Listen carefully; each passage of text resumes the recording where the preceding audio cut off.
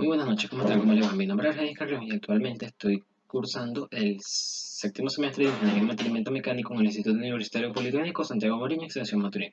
El día de hoy voy a hablarles un poco acerca de lo que son los resortes helicoidales, sus tipos, funciones, características y principales usos en cualquier tipo de industria.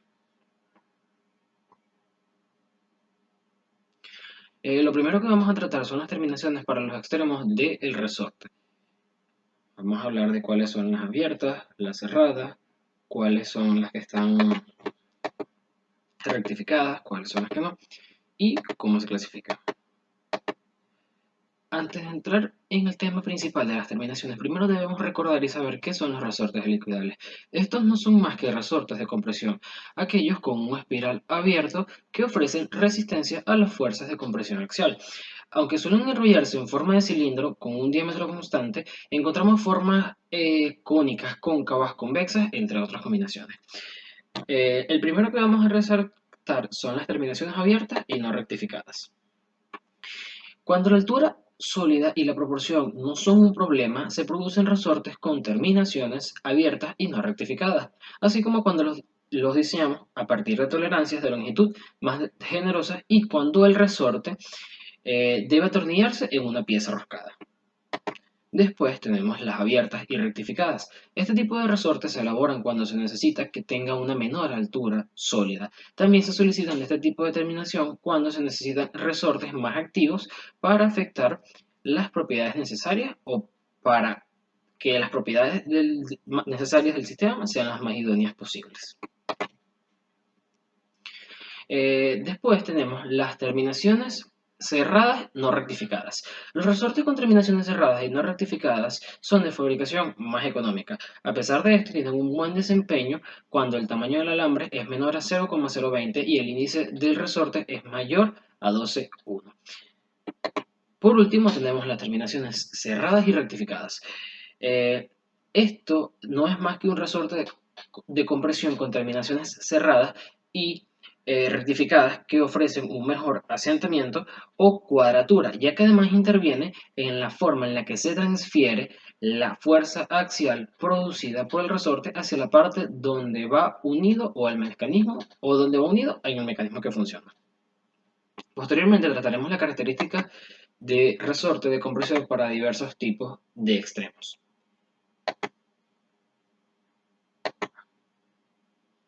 En esta tabla podemos evidenciar los tipos de resorte con todas sus especificaciones y dependiendo del tipo de resorte y la longitud, una fórmula específica para los mismos. Luego tenemos que ¿qué son los resortes helicoidales cónicos?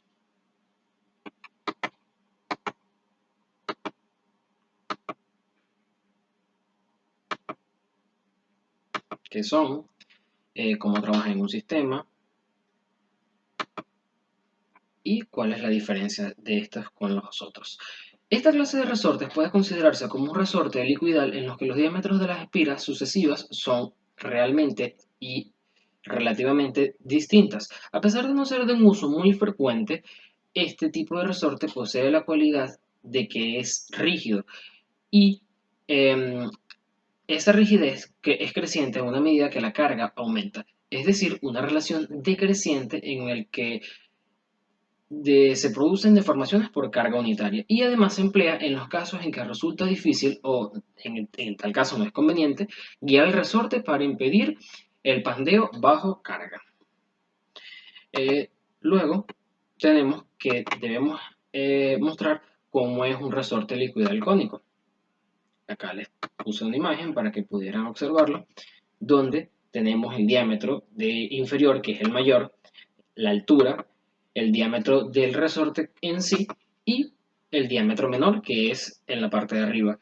Al ser helicoidal cónico, este en su parte más inferior va a tender a ser más grueso que en la parte superior. Por eso, mientras este va tomando altura, va reduciendo así su diámetro. Acá les puse otro ejemplo para que pudieran verlo de otra forma. Longitud del muelle, altura, el diámetro como lo mencioné anteriormente, entre otros.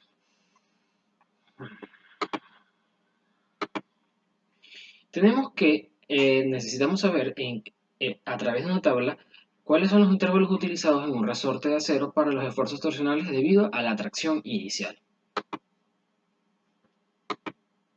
Aquí fácilmente y de manera muy sencilla y a muy modo grueso podemos explicarlo. Vamos a detenernos unos segundos para que se pueda apreciar de manera más exacta. Sigamos. Por último, tenemos el último punto de la exposición de qué materiales están hechos los resortes helicoidales.